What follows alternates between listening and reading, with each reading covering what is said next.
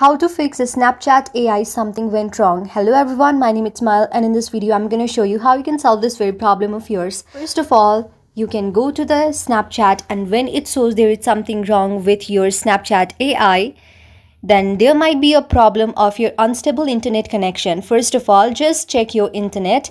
For that, you need to go on the notification bar, see your Wi-Fi connection. If it is not stable, you can simply open your data.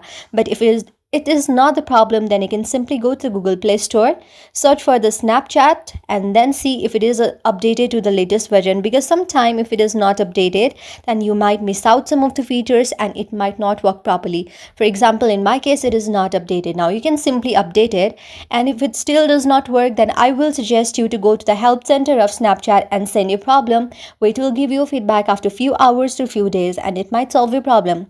So that's how you can do it. I hope you like the video. If you like the video, then please do hit the thumbs up and subscribe button and also comment in the comment section below.